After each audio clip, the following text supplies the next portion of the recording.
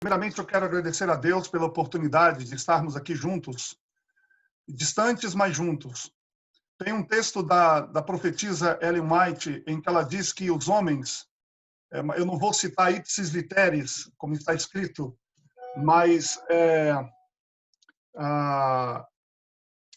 eu tem um texto dela que diz que os homens pensam que eles constroem essas tecnologias para o crescimento e para o sucesso deles, mas é Deus quem está por detrás disso.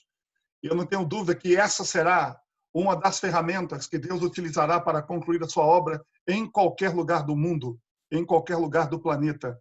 Essa é a grande maravilha que a internet pode nos proporcionar.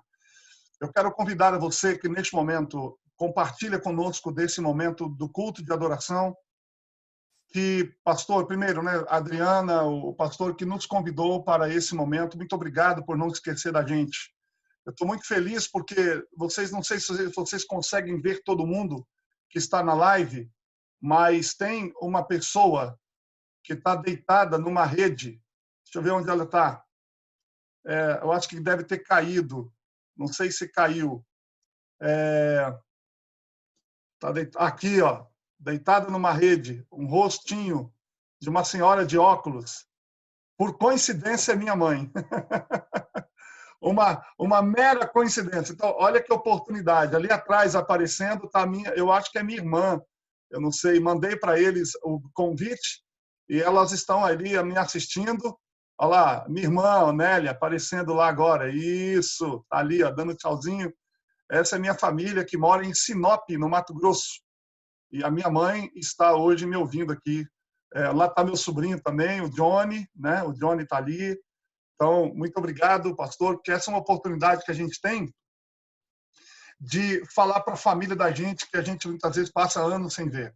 Eu estou muito feliz de poder estar com a minha irmã e a minha mãe presente aqui nesse... Ah, olha quem conseguiu entrar. Dona Shirley, me desculpa, eu tenho que mandar um beijão. Ó, Dona Shirley, meu amor, que bom te ver.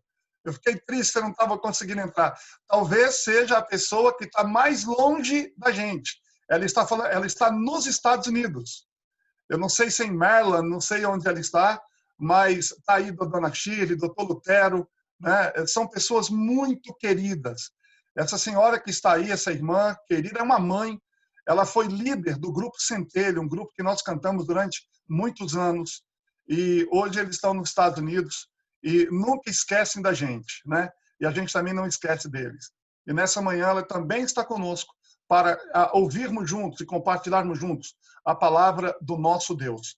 Eu gostaria de convidar vocês a abrir as vossas Bíblias no livro de Marcos, no capítulo 4, do versículo 31 ao verso 35. Marcos, Evangelho de Marcos, capítulo 4, verso 35 a 41. Se você que está aí puder acompanhar, tá? Se eu não falo isso aqui, eu estou perdido, desculpem. O Marlon, do Recife, também está aqui, meu grande amigo Marlon, que me ligou de manhã, não sei como ele descobriu que eu estava em live, né? O Marlon também é um grande amigo, um grande irmão, já esteve na minha casa várias vezes, nunca fui na casa dele. Um dia eu vou. Lá em Recife, pelo menos uma coisa eu tenho certeza. Se eu for em Recife, eu não preciso ir para hotel. Eu vou para a casa do Marlon, né? Márcio Rezende também está aqui. Graças a Deus, um grande amigo, Márcio Rezende. A gente já tem uma longa história. Márcio também foi convidado nessa manhã e está aqui conosco. Então, vamos ler juntos Marcos capítulo 4, do 35 ao 41, diz assim: E naquele dia, eu estou usando uma versão King James, tá? A King James, a versão que eu estou usando aqui, talvez ela divirja um pouco da sua versão. E naquele dia, sendo já tarde, disse-lhes: Passemos para o outro lado. E, despedindo da multidão, levaram-no consigo, assim como estava, no barco, e havia também com ele outros pequenos barcos. Virando a folha, e se levantou grande tempestade de vento, e as ondas batiam no barco, de modo que já se enchia. E ele estava na parte de trás do barco, dormindo sobre uma almofada. E eles o acordaram, dizendo-lhe: Mestre, não te preocupa que pereçamos? E ele, levantando-se, repreendeu e disse ao mar: Paz, aquieta-te. E o vento cessou, e houve grande calmaria. E ele disse-lhes: por que sois tão tímidos ou tão temerosos? Ainda não tendes fé? E eles temeram muito, e diziam uns aos outros: Que espécie de homem é este, ou quem é este, que até o vento e o mar lhe obedecem? Nessa manhã, queridos, eu quero compartilhar com vocês, eu quero repartir a palavra de Deus com vocês. E eu gostaria de começar esse sermão fazendo 4 afirmações. Eu vou fazer 4 afirmações neste momento para vocês. A primeira afirmação é que as tempestades da vida, elas existem e elas são inevitáveis. Essa é a primeira afirmação que eu faço aqui. As tempestades da vida, elas existem e elas são inevitáveis. Ninguém escapa, nem homem, nem mulher, nem jovem, nem velho, nem rico, nem pobre, nem doutor, nem analfabeto, nem crente, nem descrente. Todos nós. Na caminhada do berço à sepultura, desse momento em que nós nascemos até quando nós morremos, todos nós enfrentamos ou enfrentaremos algum tipo de tempestade na vida. Ninguém está blindado. Nós não estamos vivendo numa redoma de vidro. Nossa vida, ela não se desenvolve num parque de diversões. Nós não estamos em uma colônia de férias. Aqui tem dor, aqui tem lágrima, aqui tem choro, aqui tem pranto, aqui tem aperto, aqui tem luta. Se você está enfrentando alguma tempestade na vida hoje, eu quero dizer para você uma coisa: você não é uma exceção. Todos nós enfrentaremos ou enfrentamos tempestades na vida. As tempestades, elas são, portanto, inevitáveis. Nada pode blindar você a ponto de você passar incólume pelas tempestades da vida. Então, a primeira afirmação é: as tempestades são inevitáveis, elas existem e elas vão atingir a todos. A segunda declaração que eu quero fazer é que as tempestades, além de inevitáveis, elas também são imprevisíveis. Imprevisíveis. Então, a tempestade é inevitável, mas também ela é imprevisível, ou seja, elas chegam de súbito, sem mandar aviso. Você não tem aviso. Sabe, as tempestades muitas vezes chegam até nós da maneira como nós menos esperamos. E elas transtornam a nossa vida, transtornam a nossa agenda, viram a nossa vida de cabeça para baixo, mexem com a estrutura da nossa casa. E eu queria ilustrar, na verdade, eu quero ilustrar esse ponto da imprevisibilidade das tempestades, da inevitabilidade das tempestades, com um aspecto geográfico que envolvia, no tempo de Cristo, onde ocorreu essa tempestade. Todo mundo sabe que o Mar da Galileia, na verdade, não é um mar. Ele também é chamado de Mar da Galileia, ele também é chamado de Mar de Tiberíades ou Lago de Genezaré. Esse lago, ele na verdade não é um mar. Ele é um mar de água doce. É o maior reservatório de água do Oriente Médio, o maior reservatório de água doce no Oriente Médio. Ele está a 220 metros abaixo do nível do mar Mediterrâneo. Ele possui 21 quilômetros de comprimento, 14 quilômetros de largura. Do lado oriental das montanhas de Golã e do lado ocidental, as montanhas da Galileia. Então, ele está no meio de 2 montanhas. E nos extremos norte de Israel, tem o ponto mais alto de Israel, que é o Monte Hermon. E o cume desse monte, ou o cimo desse monte, ele é permanentemente gelado, ou seja, ele está praticamente o tempo todo com gelo. Ali, nesse lugar, acontece um fenômeno, ocasionalmente acontece um fenômeno. Os ventos gelados, eles descem da montanha e ficam emparedados por esses 2 montes, né? A colina de Golã e as montanhas da Galileia. E aí o que acontece? Só sobra um lugar para esse vento escapar. E por onde ele escapa? Por cima do mar. e ele vem batendo por cima do mar, ele acaba levantando essas ondas. E muitas vezes o sol está a pino, você tem um dia lindo, um sol maravilhoso, e uma tempestade ocorre no Mar da Galileia. Ou seja, você está olhando para o sol, você está olhando para o céu, não tem nuvem, não tem nada, e de repente se levanta uma tempestade. Será que, eu faço uma pergunta, será que isto é coincidência? Você analisar e verificar que quem poderia imaginar que 2020 seria o que está sendo? Quem poderia imaginar que na virada do ano de 2019 para 2020, quando você estava, ou com a sua família, você estava na igreja, eu não sei onde você estava, mas quem poderia imaginar que 2020 seria um dos anos mais difíceis das nossas vidas? Se a gente já achava que estava difícil, 2020 elevou a régua, elevou o nível do que a gente entende por ser difícil. Não sei, aí em Roraima, Estados Unidos, não sei como está aí, Dona Shirley, não sei como está em Roraima, mas o que a gente acompanha nos jornais é que o mundo está um caos. Os governantes não sabem o que fazem. Tudo que eles fazem não adianta. Quarentena e continua morrendo gente. Solta pessoas, continua morrendo gente. Ou seja, ninguém imaginava que isso iria acontecer. Sabe, assim é na vida. Por exemplo, você vai ao médico numa consulta normal e você recebe a notícia de uma doença grave. Você vai, por exemplo, num casamento que estava indo muito bem e, de repente, por um percurso, um acidente de percurso, um casamento de 20, 30 anos acaba nas barras de um tribunal. Então, gente, eu quero que vocês comecem a imaginar como é que aconteceu ali. Então, uma situação, às vezes, amarga na vida, você percebe que ela é transtornada por uma tempestade que aparece. Então, eu quero neste momento, analisar essas duas questões que eu trouxe para vocês. As tempestades, portanto, elas são geralmente inevitáveis e elas são também imprevisíveis. Essas são as duas primeiras verdades. A terceira verdade, a afirmação que eu quero fazer sobre tempestade, é que isso só a guisa de introdução. É que, às vezes, a tempestade, elas são inadministráveis. Olha que interessante.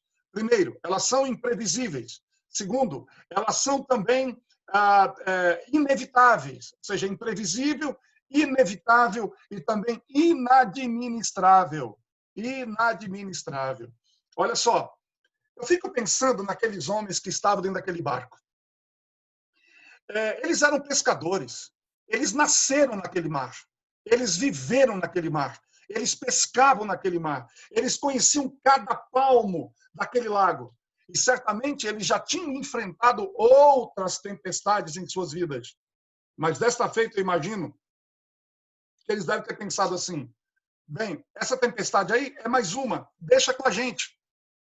Nós somos os especialistas. Nós conhecemos muito bem disso aqui. Deixa Jesus ali caladinho, dormindo, deixa ele quietinho, não precisamos incomodá-lo, não precisamos acordá-lo, nós somos os especialistas aqui. E eles começam a aplicar tudo o que conheciam, seu conhecimento, sua perícia, tudo que eles sabiam, seu esforço. E o barquinho continuava rodopiando, a água entrando, e a carranca da morte mostrando a sua cara para eles. É assim muitas vezes na vida, irmãos. Aquilo que a gente conseguia lidar tão bem, agora já não tem mais a mínima chance de ter controle sobre aquilo que nós controlávamos muito bem. De vez em quando, como psicólogo, eu escuto mães dizendo: olha, aquele filho, aquela filha que eu criei com tanto amor, com tanto carinho, deu as costas para mim hoje. Não olha mais para mim, não me liga mais, não fala mais comigo. Deixou a fé, deixou a igreja, deixou tudo aquilo que eu ensinei, deixou tudo aquilo que eu orientei. Quantos pais, quantas mães falam disso com a gente por aí nos dias que nós conversamos e com as pessoas que nós temos o privilégio de conversar ao longo da vida. Sabe, queridos, um aspecto que eu quero pontuar é que aquilo que você às vezes conseguia resolver com tanta facilidade, agora você não consegue mais, porque as rédeas, elas saíram das suas mãos. Mas tem uma quarta verdade. Então vamos relembrar as três primeiras. Tempestades são imprevisíveis. Segundo, elas são inevitáveis. Terceiro, elas podem se tornar inadministráveis. E a quarta verdade que eu quero afirmar, à guisa de introdução, essa verdade ela é mais consoladora. É que as tempestades, além de inevitáveis, além de imprevisíveis, além de inadministráveis, elas são também pedagógicas. Isso é uma coisa linda de a gente entender. Eu e você cremos nessa verdade gloriosa. Eu e você cremos nisso. Deus é soberano. Deus não é colhido de surpresa com as tempestades que vêm sobre nós. Por mais borrascosa, por mais terrível que seja a tempestade, Deus ele não fica constrangido em saber o que ele vai fazer agora. Sabe? Deus ama você. Deus ama a gente. Deus ama nós. Deus nos ama. E sempre as tempestades vão servir para o seu, para o meu e para o nosso bem. Eu quero compartilhar com vocês um lindo texto de Ellen White, que eu extraí do livro Mente, Caráter e Personalidade. Olha o que ela diz. Ela começa usando um texto da palavra de Deus. Eu bem sei que tipo de pensamentos tenho a respeito de vós. Pensamentos de paz e não de mal, para dar fim ao que esperais. O nosso Pai Celestial mede, ela diz, e pesa. Guardem isso. Ele mede e ele pesa.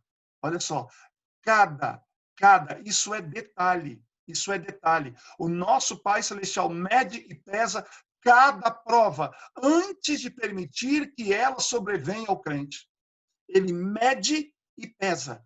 Ele considera as circunstâncias e a força daquele que vai ficar sob a prova e o teste de Deus. E jamais permite que as tentações sejam mais fortes do que a capacidade da sua resistência. Que coisa incrível esse texto de Ellen White. É por isso que, diante das provas e das tempestades, nós não precisamos nos desesperar. Porque se estamos com Deus, Deus está no controle da prova. Ele sabe até quando ela pode ir e quando ela deve cessar. Sabe? As tempestades, geralmente, quando você está com Deus, elas não vêm para destruir sua vida. Elas vêm para tonificar a musculatura da sua alma. Elas vêm para fortalecer o seu caráter. Nós sabemos que personalidade, gente, uma boa personalidade, ela abre muitas portas, mas só um bom caráter mantém essas portas abertas. Deus sabe disso. Deus sabe disso. Por isso que ele vem trabalhar o nosso caráter. Ele não vem para jogar você longe de Deus. Elas vêm para colocar você aos pés do Deus Todo-Poderoso. Elas não vêm para implantar incredulidade no seu coração. Elas vêm para amolecer a dureza do nosso coração e fazer com que nós nos tornemos mais dependentes de Deus. É para isso que servem as tempestades. Bem, diante dessas 4 verdades introdutórias, eu preciso agora introduzir vocês na passagem lida. Deixa a sua Bíblia, então, aberta aí em Marcos, no capítulo 4, 35 a 42. Eu quero dar um contexto que vem um pouco antes de Marcos, capítulo 4, 35 a 42. Jesus passara o dia inteiro ensinando as parábolas do reino. Está escrito que já era tarde. Eu não sei que horas eram, mas muito provavelmente ali na boquinha da noite.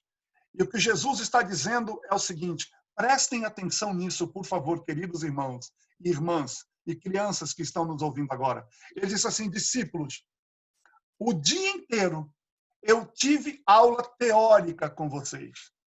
Eu falei de vocês sobre o reino, eu falei com vocês sobre a fé, eu falei com vocês sobre tudo que eu penso. Mas agora está na hora de uma aula prática. E Deus tira os discípulos dessa aula teórica no fim do dia, e ele então entra para dentro do mar dizendo: eu vou levar vocês para uma aula prática. Queridos, vocês e eu, nós ouvimos a palavra de Deus. Se eu perguntasse a vocês aqui, quantos textos da Bíblia de memória você conhece? Vários, muitos. Alguns têm até o seu texto preferido. A gente poderia dizer alguns, né? Porque Deus amou o mundo de tal maneira. Eu acho que esse é um dos textos quase que de todos nós. Não se turbe o vosso coração. Credes em Deus, crede também em mim. Na casa de meu pai. Quantos conhecem esse texto? Salmo 91, o que habita no esconderijo do Altíssimo, a sombra do Onipotente descansará. Lâmpada para os meus pés e a tua palavra, e luz para os meus caminhos. E a Bíblia vai dizendo, e disse Jó, talvez Jesus chorou, um dos menores textos da Bíblia, disse Jó, um outro menor texto da Bíblia, e outros salmos lindos e maravilhosos. Tenha compaixão de mim, meu Senhor. O Senhor é o meu pastor e nada me faltará. Eleva os meus olhos para os montes. Queridos, nós podemos ler a palavra de Deus. Nós podemos memorizar a palavra de Deus. Mas uma coisa eu te digo. A lição você só aprende no mar tempestuoso da vida. Vou repetir isso porque entendo que isso é importante. Você pode ouvir a palavra de Deus. Você pode memorizar a palavra de Deus. Mas a lição você só aprende no mar tempestuoso da vida. É quando você passa por uma luta. É quando você passa por uma prova. É quando você cruza os vales. É quando você caminha pelos desertos. É quando você é surrado pelos vendavais da vida. É quando o mar tempestuoso parece que ameaça você. É nesta hora que você descobre que tudo que você ouviu falar de Deus é verdade. Porque você acha que Jó disse: eu sei em quem tenho crido. Eu sei que o meu Redentor vive e que por fim se levantará sobre a terra. Como é que vocês acham que esses homens chegaram a proclamar isso? Se não foi por uma experiência dura, difícil de vida, em que eles comprovaram que tudo o que eles ouviram a respeito de Deus era mais absoluta verdade. Você vai descobrir que o Deus que você crê é o Deus da providência, do socorro, da misericórdia, que traz livramento a você até no meio da tempestade.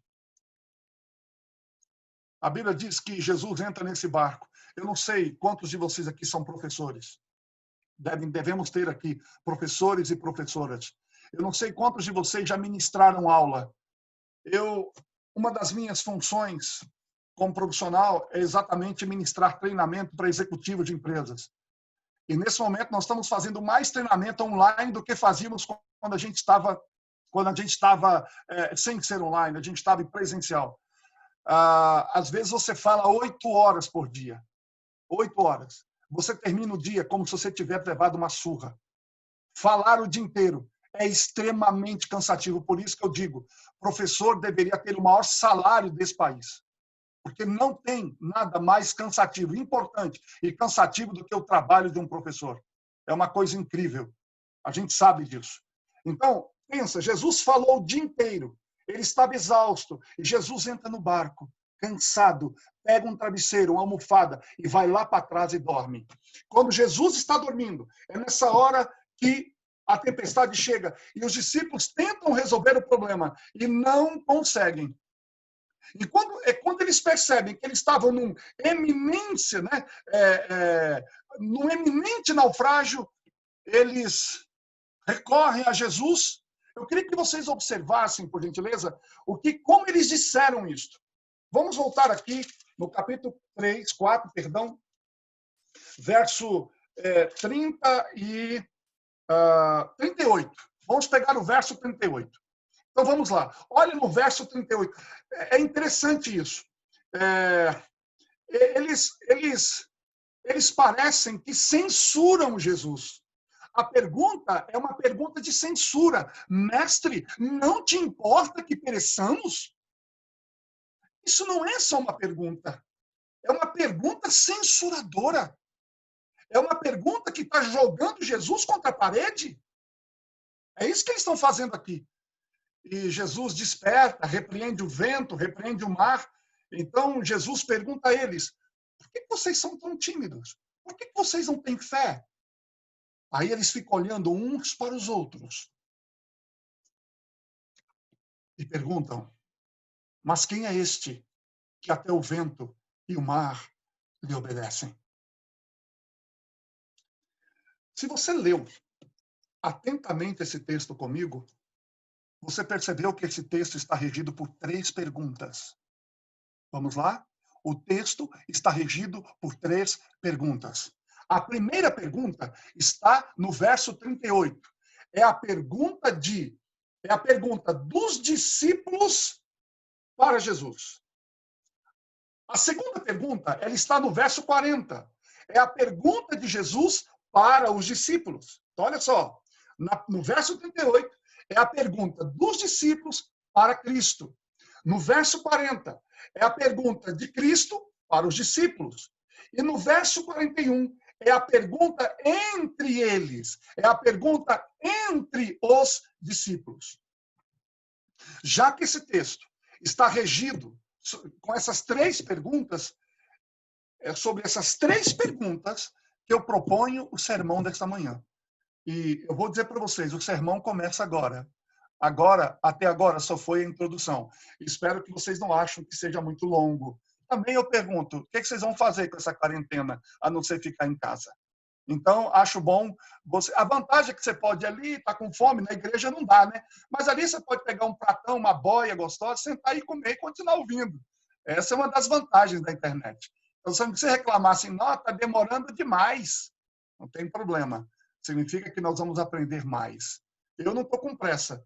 Eu estou vendo os números aqui. Está se mantendo em 49, 51 pessoas aqui. Quando chegar só um, eu encerro, tá bom?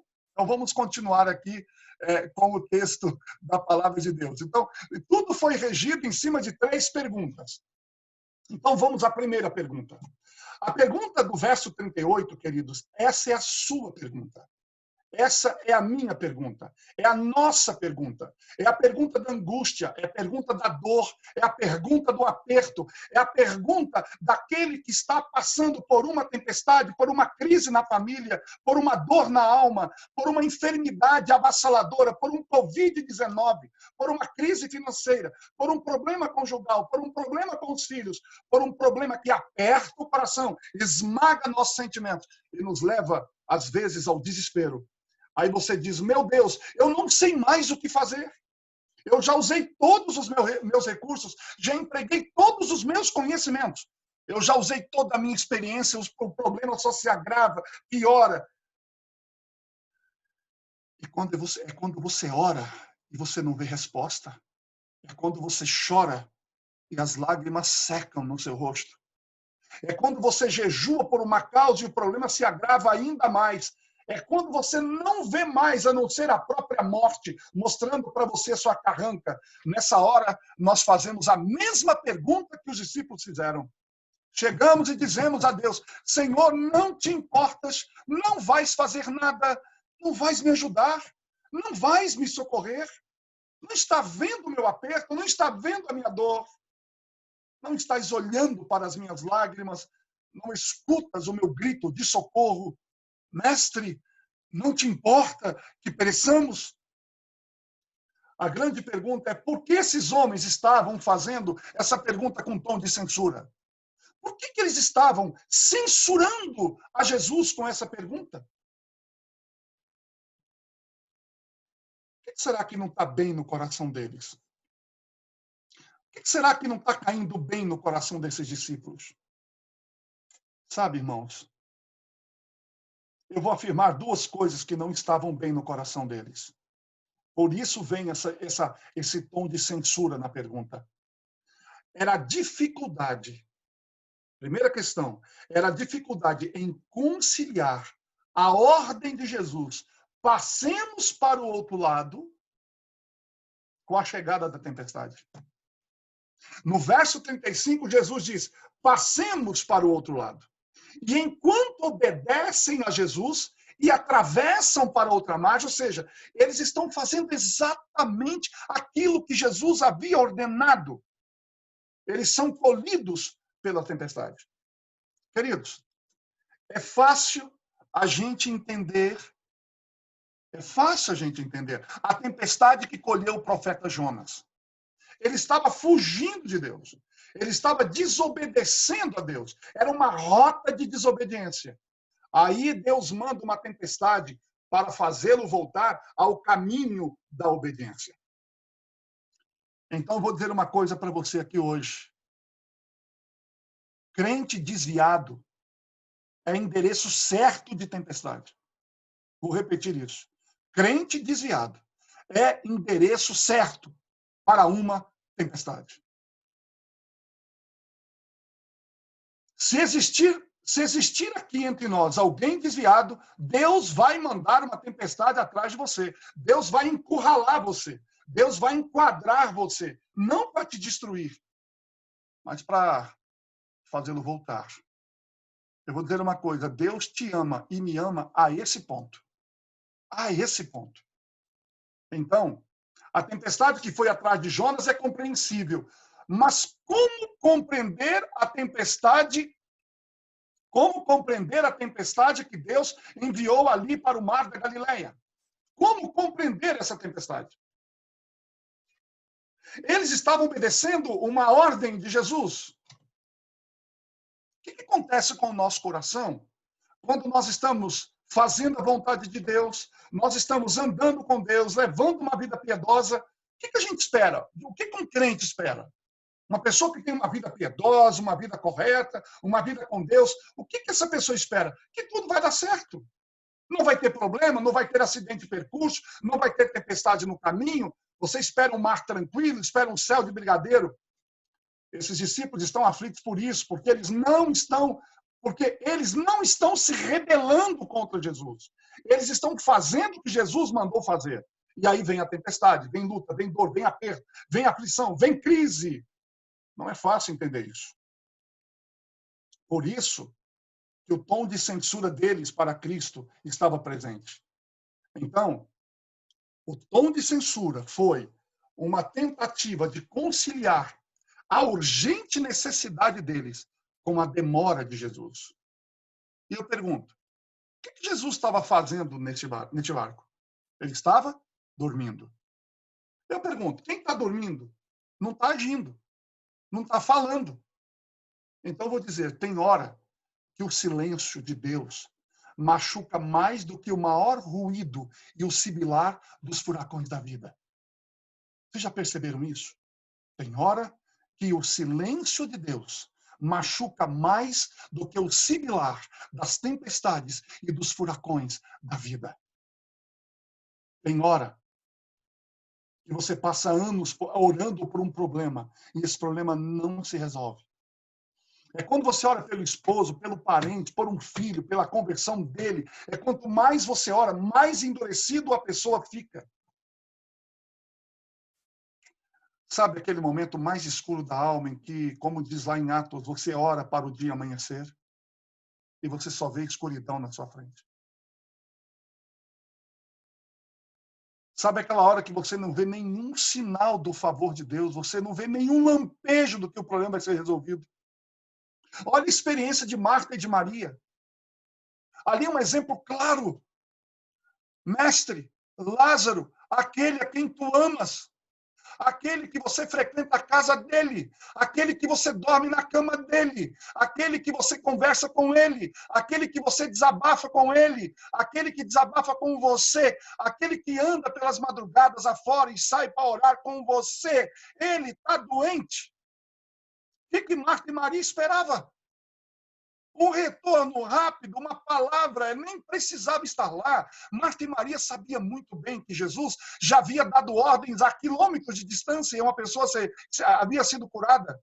E Jesus não diz uma única palavra. Não manda uma ordem, não manda uma palavra, não diz absolutamente nada. Queridos, quem ama tem pressa. Por que Jesus demorou? Falta de amor? Descuido pastoral para com Lázaro? Não, queridos. Simples. Porque havia uma crença entre os rabinos de que uma pessoa, quando morria, a alma poderia voltar ao corpo até 3 dias após a morte. Jesus queria dar um exemplo extraordinário do poder de Deus, de quem ele era. E ele usou o seu amigo Lázaro. Marta não sabia, Maria não sabia, ninguém ali sabia o que estava na cabeça de Cristo.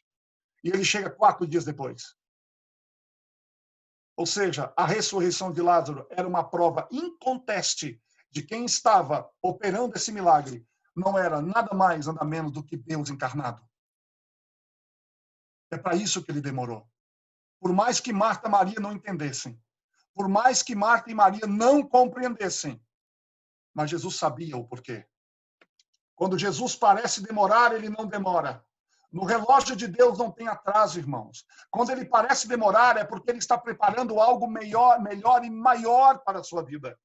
Ele está no controle, ainda que você não veja, ainda que você não sinta. Diante dos problemas que estamos vivendo hoje, acalme o seu coração.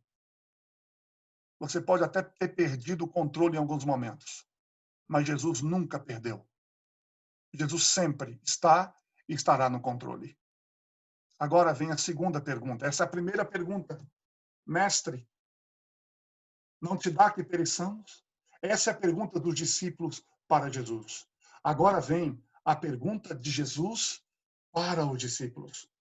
Diz o texto: Jesus, despertando, repreendeu o vento e disse ao mar: acalma, emudece, sossega. Olhando o mar parece uma fera selvagem, que diante da ordem de Jesus, ele se encolhe. O vento tem ouvidos, e diante da voz soberana de Jesus, o vento se recolhe na sua recâmara. E há uma bonança, e aí Jesus pergunta aos discípulos assim: por que vocês estão com medo? Ei, eu faço essa pergunta para vocês hoje, que estão me ouvindo aí do outro lado. Você tem tido medo de alguma coisa? Você está com medo do coronavírus, né? Você está com medo do que virá depois? Você está com medo de governo, de política, de economia? Você está com medo? Jesus pergunta para você: por que você está com medo? Como é que vocês não têm fé?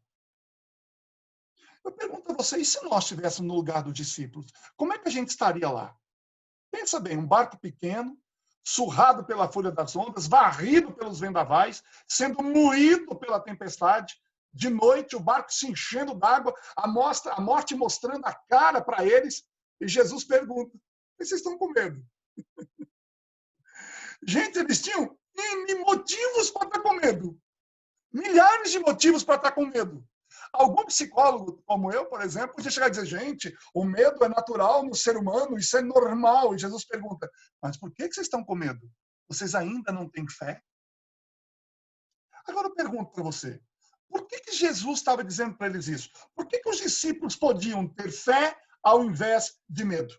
Eu vou lhe dar 4 motivos para lhe ajudar e para te trazer a ideia de por que os discípulos podiam ter fé e não medo. A razão por causa dessa pergunta, a razão dessa pergunta, o motivo dessa pergunta está em 4 razões. E para ajudar vocês, todas elas vão começar com P, com a letra P. Primeira razão, por causa da promessa de Jesus. Vamos voltar ao texto? Jesus disse, lá no começo: passemos para outra margem. Entenderam? Passemos para a outra margem. Se Jesus disse: passemos para a outra margem, qual era o destino deles? Era o meio do oceano ou na outra margem? É óbvio que é na outra margem. Ou seja, a outra margem é algo que você tem que perceber. Se você esquecer tudo o que eu disse essa manhã, mas se lembrar dessa frase, eu já me dou por satisfeito. E a frase é esta: promessa de Jesus e realidade são a mesma coisa. Vou repetir isso. Promessa de Cristo e realidade não tem diferença nenhuma entre as duas coisas. A promessa dele é tão real como se ela já tivesse ocorrido. Por exemplo, a Bíblia está cheia de promessas. E uma delas, ou algumas delas, tocam e enchem o meu coração de esperança. Quer um exemplo? Eu estarei convosco todos os dias, até a consumação dos séculos. Promessa de Jesus é realidade. Aí alguém diz assim: Mas vai chegar um dia que ele vai sair do Santo dos Santos e vai se fechar a porta da graça. Eu vou te dar um recado. Quando Jesus sair do Santos dos Santos, sabe para onde ele vai? Para cá. Ele vai vir pessoalmente ficar aqui com a gente até o fim. Essa é a primeira promessa. A segunda que eu digo é a seguinte: não se turbe o vosso coração. Virei outra vez. Isso é promessa. Promessa de Jesus é realidade. Então, quando ele diz, passemos para outra margem, isso já era definido. Eles chegariam na outra margem. Então, deixa eu dizer uma coisa. Para a promessa de Jesus e aqueles homens, o destino não era o naufrágio. Olha, Jesus não prometeu para você fracasso espiritual. Jesus prometeu para você vida eterna, o porto seguro. Quem conduz a nau da sua vida não é você. Nós precisamos sair desse lugar de achar que nós temos controle de tudo. Não temos! Não temos nenhum controle de nada. Precisamos sair dessa posição narcisista e egocêntrica e egóica, achando que a gente tem controle. Porque você talvez tenha um pouco mais de dinheiro, talvez tenha um pouco mais de recurso, talvez isso ou aquilo. Isso não quer dizer nada. Nada.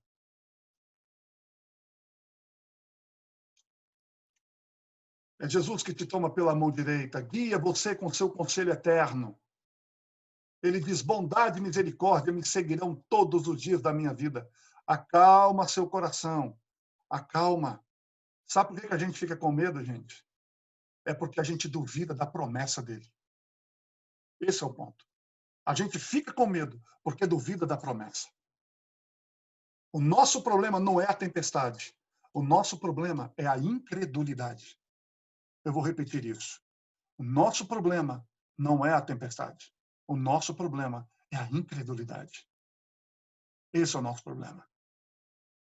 Queridos, então a primeira razão por que eles não deviam ter medo era a promessa de Jesus. O segundo lugar, por que eles deviam ter fé e não medo? Primeiro, por causa da promessa. E segundo, por causa da presença de Jesus. Jesus estava dentro desse barco. Quem é Jesus? É o criador do vento, do mar, da terra, do céu. É o soberano do universo. A criatura não é maior do que o seu criador. A criatura não pode ameaçar o criador. A criatura não pode derrotar o criador. O Criador tem domínio, tem controle sobre a criatura. Se Jesus está nesse barco, esse barco não pode afundar, porque vento e tempestade não pode derrotar o Criador do vento e o Criador da tempestade. É simples assim.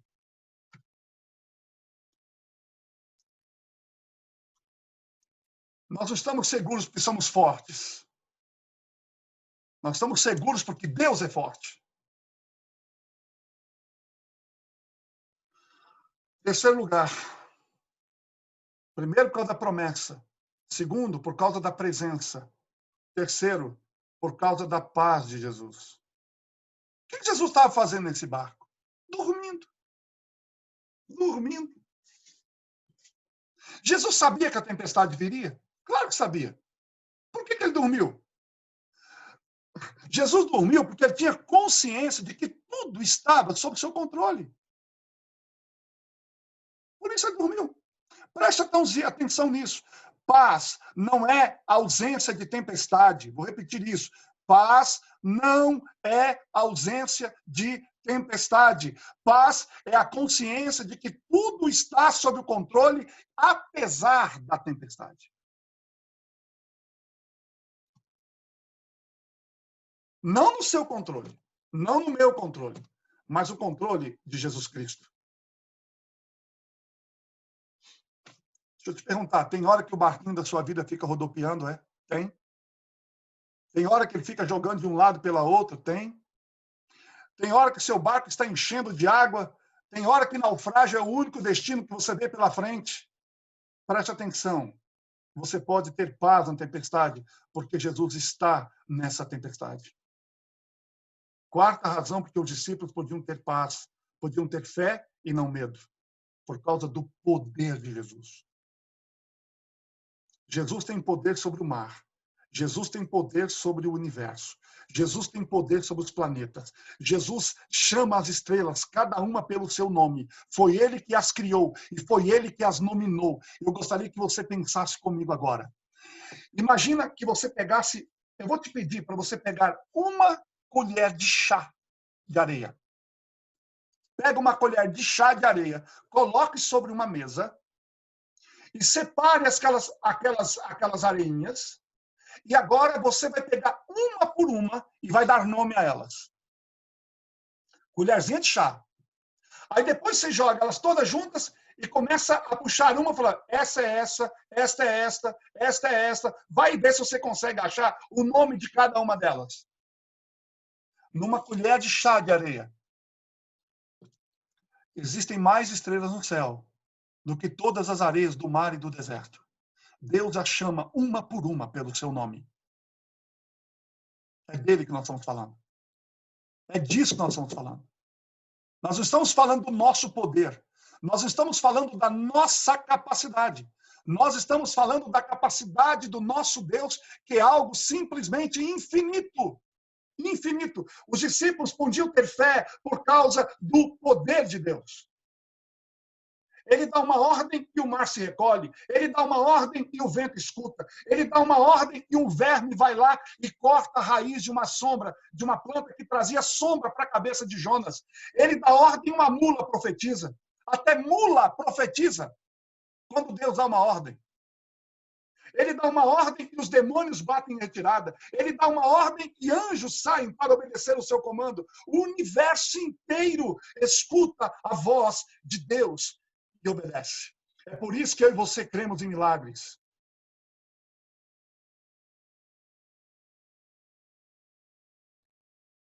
Porque ele estabeleceu leis para reger o universo. Jesus tem poder sobre os demônios. Lembra dos demônios de Gadara? Jesus tem poder sobre as enfermidades. Lembra da mulher do fluxo de sangue? Jesus tem poder sobre a morte. Lembra da filha de Jairo? Jesus tem toda a autoridade sobre o céu, a terra, e é por isso que você e eu não precisamos ter medo. Nós podemos ter fé. Agora eu quero encerrar o sermão dessa manhã. Quero encerrar o sermão dessa manhã com uma ideia que talvez seja a ideia mais interessante de todo o sermão que eu trouxe até agora. É a cena da última pergunta.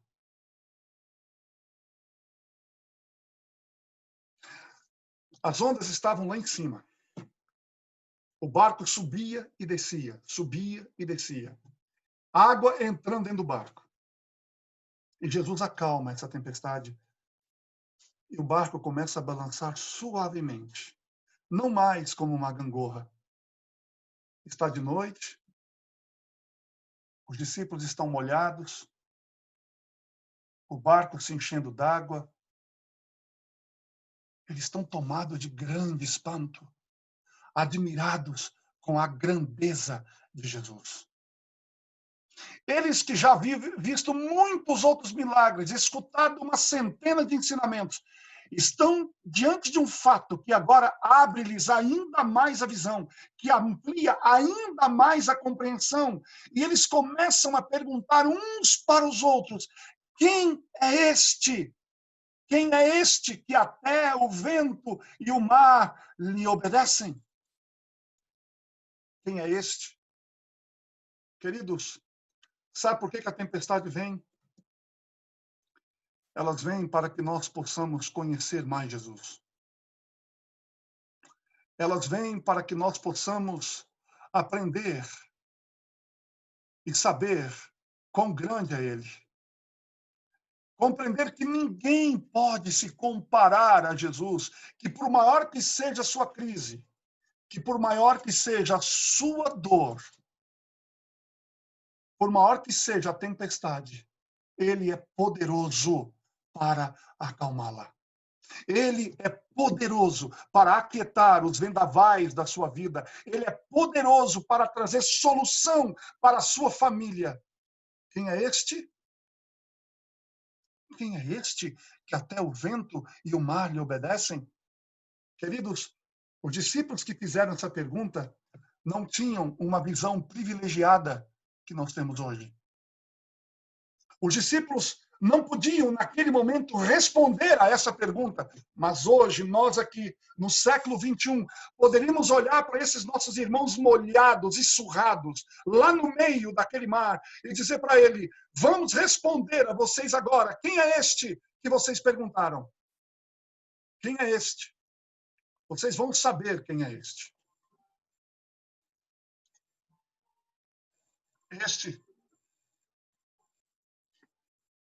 Este é aquele que com o Pai e com o Espírito Santo, antes da fundação do mundo, lá nos refolhos da eternidade, traçou um plano perfeito, eterno, vitorioso, o plano da nossa redenção. Quem é este, discípulos?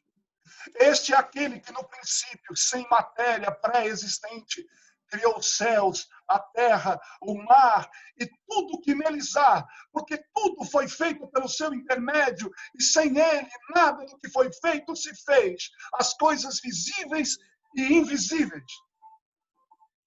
Quem é este?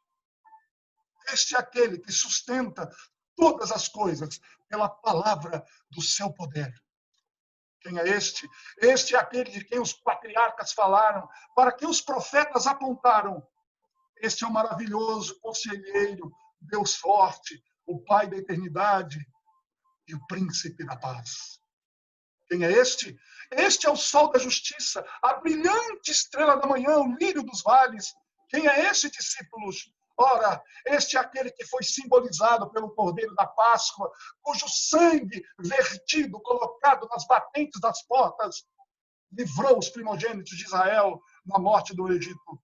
Ora, quem é este? Este é aquele que foi simbolizado pelo tabernáculo. Este é aquele que foi simbolizado pela arca da aliança. Este é aquele que foi simbolizado por aquele que estava dentro da arca, as tábuas da lei. O vaso com o maná, a vara seca de Arão que floresceu. Este é aquele que foi simbolizado pela tampa da arca, que era o propiciatório, onde a glória de Deus se manifestava. Quem é este? Este é aquele que foi simbolizado pelo templo de Jerusalém. Este é aquele que foi simbolizado pelos ritos sagrados do templo, pelo cordeiro que era morto no templo.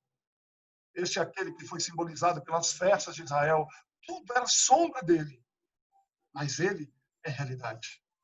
Este é aquele que, na plenitude dos tempos, nasceu de mulher, nasceu sob a lei, para ser o nosso Redentor. Esse é o nosso Verbo eterno, pessoal, divino, autoexistente, criador, que fez-se carne e habitou entre nós, cheio de graça e de verdade. Quem é esse, discípulos?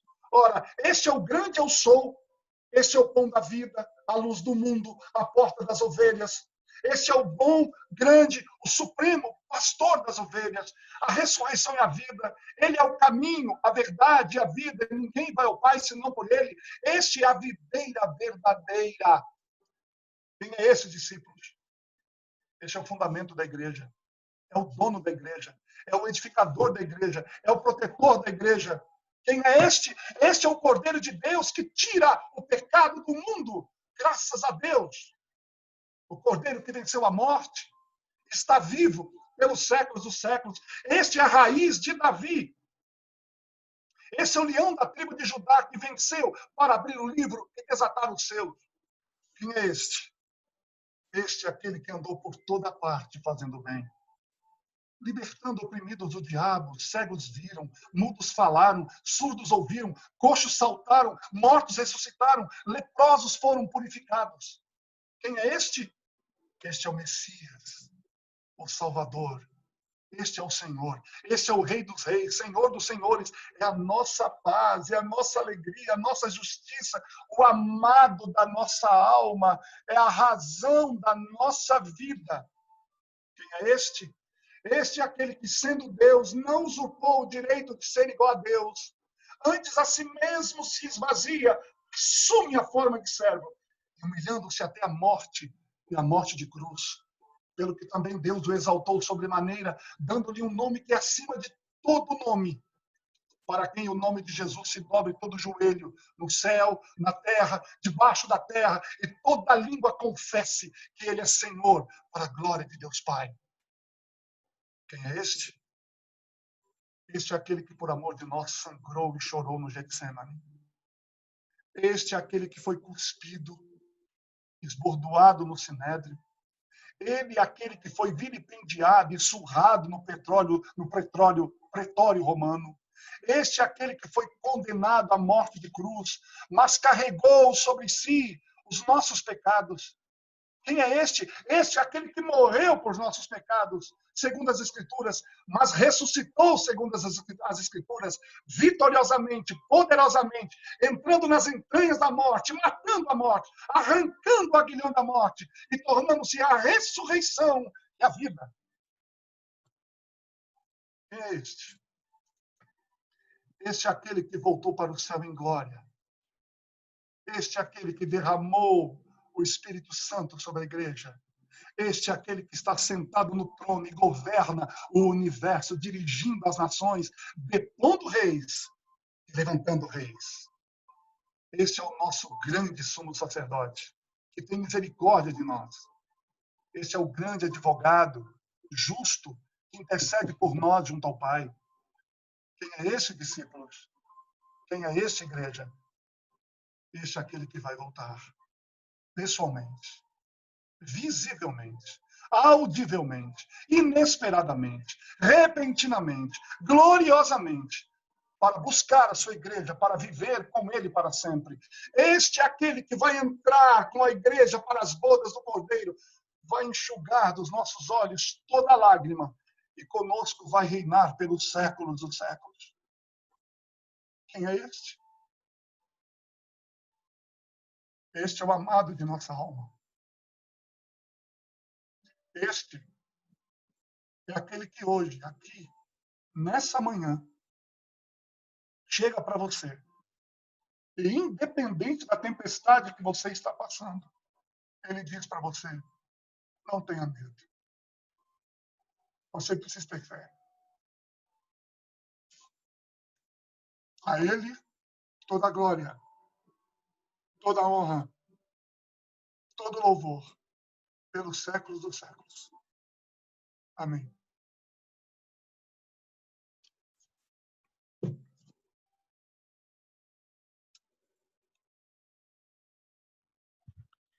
Deus seja louvado por esse grandioso Deus.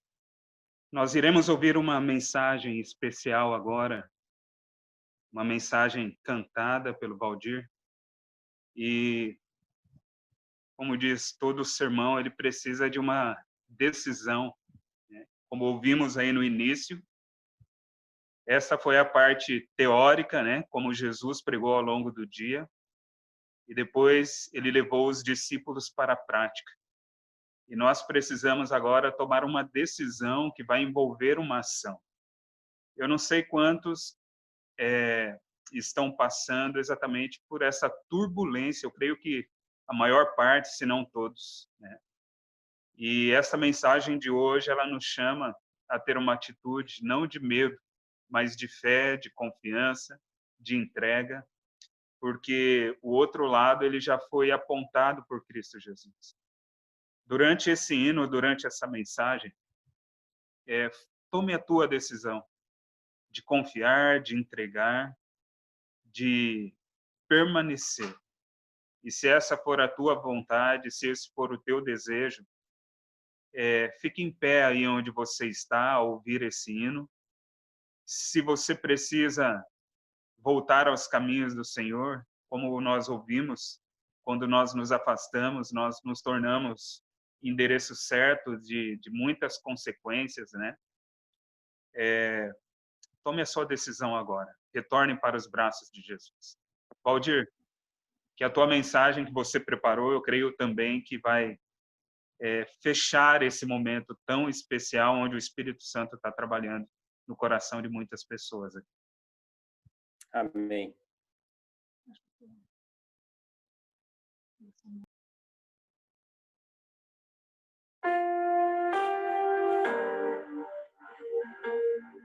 Tá ouvindo o play aí?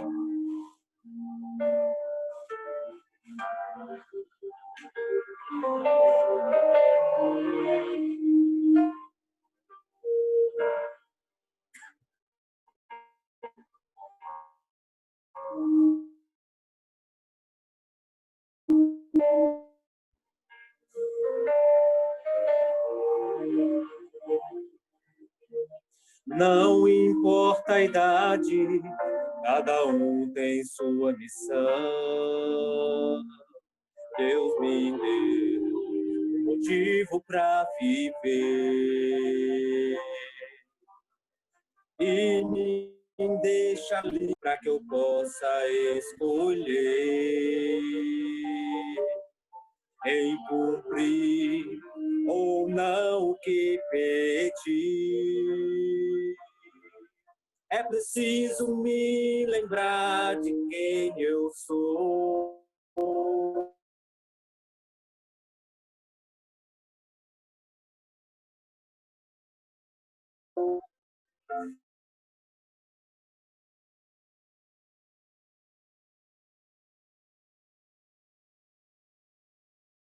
Pastor, meio complicado, não é? Tá.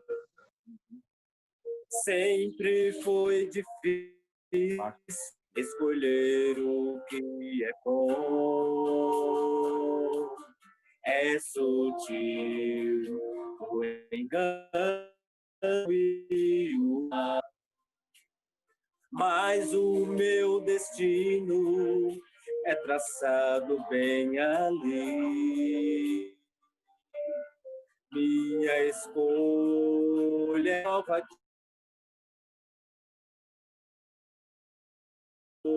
É prova de quem eu sou.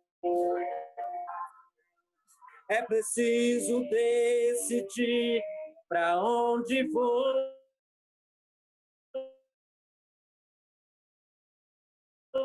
Folhas vão.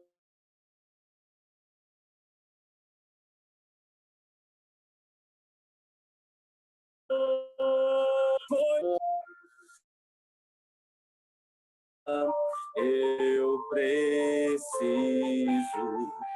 Pai querido, vem me encher de amor e de vontade vencer.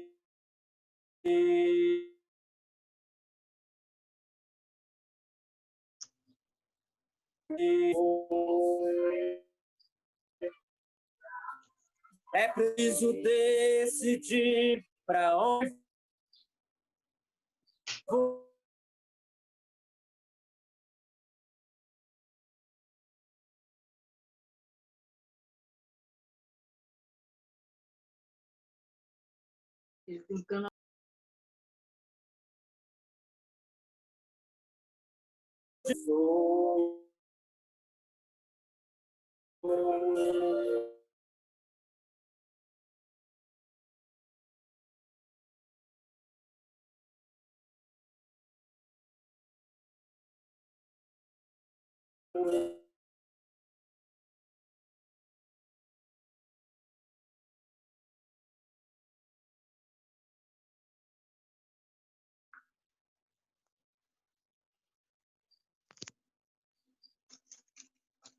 Tivemos uma oscilação aí da internet do Valdir. Infelizmente, não pudemos ouvir aí a mensagem final, a mensagem total, cantada, né? Graças a Deus, ouvimos a mensagem pregada. E que bom que você tomou a tua decisão ao lado de Cristo Jesus. Que bom que você aceitou confiar. Que bom que você aceitou a entrega da tua vida nas mãos desse poderoso Deus, como nós ouvimos. Doutor Edivaldo, realize a oração por nós, mais uma vez. Obrigado aí. Realize a oração, por favor. Perfeito. Pai querido, nós, em nome de Jesus, nos aproximamos da tua santa presença. Não porque tenhamos mérito em nós, mas porque nós confiamos única e exclusivamente naquele que deu a sua vida por nós, nos resgatou, nos redimiu, nos regenera, nos purifica e nos prepara para o encontro com Cristo quando Ele voltar em breve. Eu não sei como está a situação de cada um dos que estão ouvindo nessa manhã, mas seja lá qual for a tempestade pelo que alguém esteja passando, eu sei que no país e no mundo milhares estão, mas eu espero, Senhor, de coração, que nós mantenhamos o Senhor dentro do nosso barco. Porque se ali o Senhor estiver, por causa do teu poder, por causa da tua paz, por causa da tua presença e por causa da tua promessa, e principalmente, ó Deus, por causa daquilo que o Senhor Jesus é, nós sabemos hoje quem é este. Que ele seja isto que a tua palavra diz na nossa vida e na vida de cada crente. E que nós estejamos não preocupados com o vírus, preocupado com o fim, preocupado com o decreto dominical, preocupado... Pai, isso não me preocupa. O que temos que preocupar é se estamos contigo. Se o Senhor vive e mora em nós, não importa o tempo, não importa quanto tempo dure, não importa que se morra, não importa que se viva, não importa, o que importa é que somos do Senhor, e isto é o mais importante em tudo na nossa vida. Que o Senhor fortaleça a nossa fé, que o Senhor fortaleça a tua igreja em todo o mundo. É o que eu te peço, Pai, te agradeço, porque sei que cumprirás por tua promessa em nossa vida, em nome de Jesus. Amém.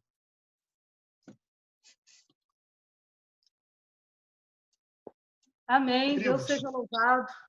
Queridos, eu vou me despedir de vocês. Foi um imenso prazer poder estar com vocês, poder rever alguns amigos, algumas pessoas importantes. Minha mãe, Dona Shirley, Sionir, o Marlon, e talvez outros aqui que talvez eu nem... o meu amigo Marcelo, né? Enfim, o Márcio Rezende. Muito legal. Deus abençoe a todos. E quem sabe aí, até uma oportunidade. E um grande abraço aos irmãos de Roraima. E vocês me devem um peixe. Tá? Podem ficar certo que eu vou cobrar esse negócio assim, sem piedade. Tá?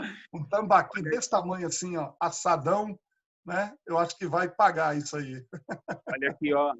Já que você fez aí publicamente aí esse pedido, eu quero perguntar aqui para minhas ovelhinhas aqui, quantos que querem preparar um peixe aí? Pro Edivaldo, que convida ele quando ele vier aqui. Olha só, já tem pelo menos um mês aqui, todo dia comendo peixe. E eu quero agradecer também, Valdir. Desculpa aí, eu não sei se foi a tua internet, a nossa, mas o teu sinal ele caiu completamente, né? Mas com certeza o Espírito Santo ele usou também a você. Muito obrigado, Valdir. Obrigado, Edivaldo. E até a próxima, né? A gente sempre termina aqui o nosso momento, o nosso culto, deixando a sala ainda um pouco aberta, né? Já que a gente não pode terminar o culto, conversar no final, na saída da igreja, a gente meio que conversa por aqui. Eu estou vendo aqui algumas pessoas, né? Várias pessoas aqui muito especiais para nós. Eu estou vendo aqui, que bom ver o Sebastião, junto da mãezinha. Sebastião está ali, né? Sebastião, que essa semana, né, o papai descansou, uma mensagem muito oportuna para essa família, e muito em breve nós iremos reencontrar ali o nosso querido irmão, né, Raimundo. Estou vendo aqui várias outras pessoas. Que bom que vocês estão aqui, de perto, de longe, né? Vendo aqui familiares, como o doutor José comentou, o doutor Edivaldo comentou, né? É uma oportunidade até da gente encontrar amigos, irmãos. Vou abrir aqui o áudio de todos. Minha sogra caiu de novo. Dona Isaura, bom sábado, minha velhinha. Deus abençoe a senhora e todo mundo aí. E agora eu te vejo.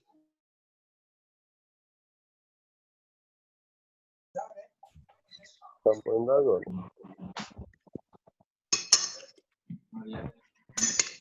O alemão disse que a música matou o sermão.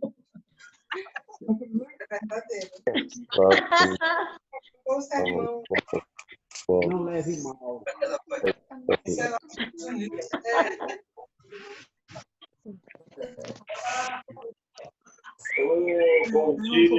Sair daqui. Oi.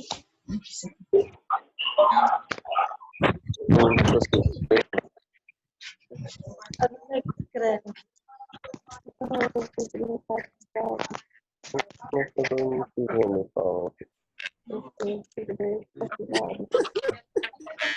Oi, irmã Rosimar.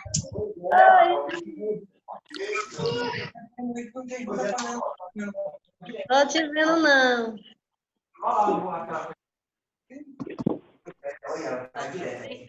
O vídeo não tem áudio, pastor. Estou tudo lá no quarto. E aí, jovem? Como é que você tá? Tá bom.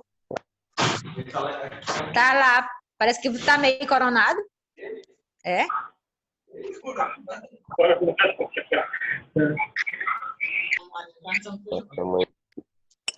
Oi, pastor. Oi, Adriana. Feliz sábado. Feliz sábado aí, de Deus.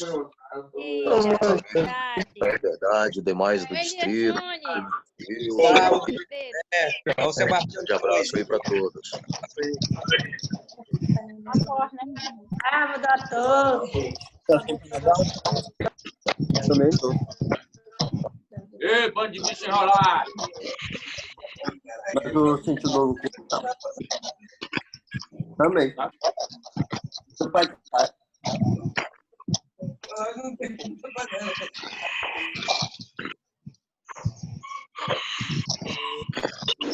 Mandar um abraço aí para Boa Vista, Recife, hoje numa gostosa aqui. Na praça aí para Diana, Zé Leal, Piran, Gilberto, o pessoal tudo aí querido de Boa Vista, ao pastor aí, sua esposa, Raimundo Estava ligado o áudio. Sebastião aí, Sebastião, Deus possa estar com vocês aí, viu? Um momento difícil. Tá mais pertinho, hein, de ver seu pai. Daqui a pouquinho a gente já se reencontra de novo. Francisca Lira. Um abração para Francisca Lira. A Diana levantou, estava dormindo, Diana. Adeilson, meu amigo Adeilson. Não é possível, Adeilson.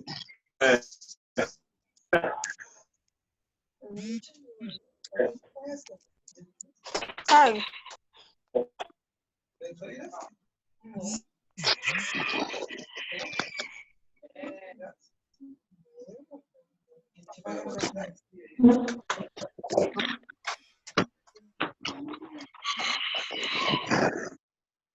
Feliz sábado a todos.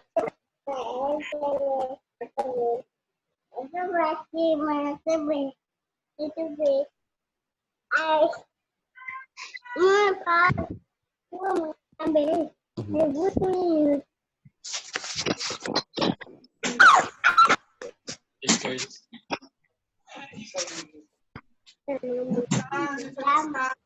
Tchau, feliz sábado a todos. Vamos sair.